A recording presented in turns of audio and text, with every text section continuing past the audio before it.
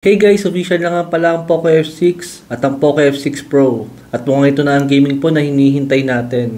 Ngayong May 24 siya official na ilalabas sa atin guys. At syempre tignan muna natin ang specs ng dalawang smartphone na yan.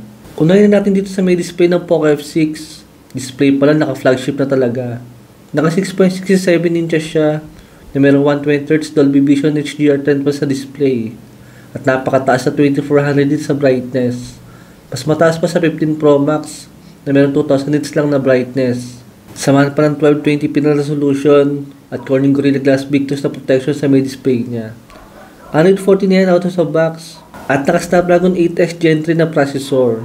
Dual camera lang si Poco F6 na merong 50 megapixel at saka 20 megapixel na front selfie camera. Yes, naka dual speaker din yan with 5000 mAh battery at 90 watts na charger. Kung magiging kulang 20k lang guys ang magiging presyo ng Poco F6 katulad ng Poco F5, kasi sigurado magiging mabenta yan. Dahil napakataas yung kanyang upgrade sa kanyang processor. Napakalaking improvement yan compare sa may last year model.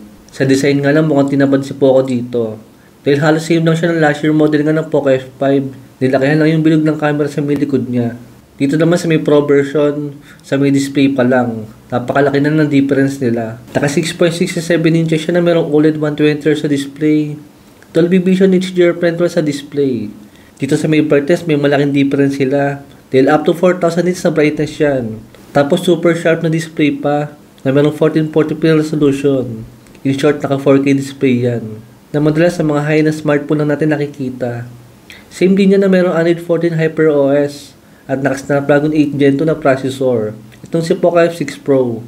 Sobrang nalakas talaga ng mga processor ni Poco ngayon. Mukhang tatlong variant guys ang Poco F6 Pro na meron 12GB RAM sa may 256GB internal storage saka sa may 512 at isang 1TB na meron 16GB of RAM. Napakataas nun guys. Sa camera naka triple camera yan na meron 50 megapixel saka 16 megapixel na front selfie camera, 5000 mAh battery na meron 120 watts sa charger. Sa design naman ng Poco F6 Pro, magkaiba sila ng Poco F6.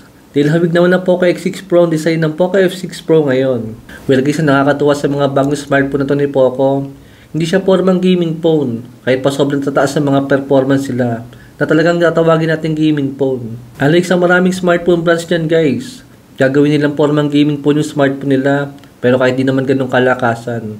Unlike nga kay Poco, napakasimple lang ng design, pero napakalakas sa mga performance. Na hindi mo pagkakamalang gaming phone, pero magugulat ka na lang pag nagamit mo. Dahil doon mo na makikita ang totoong performance nila. Kayo guys, ano ang aabangan nyo sa dalawang smartphone na yan? Comment na lang po kayo sa baba. Thanks for watching.